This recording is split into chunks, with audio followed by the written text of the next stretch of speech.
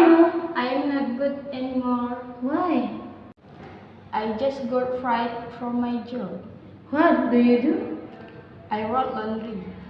How can you be fried? I lost very important pair of best clothes. Oh, I hope get a new job soon. Yes, thank you.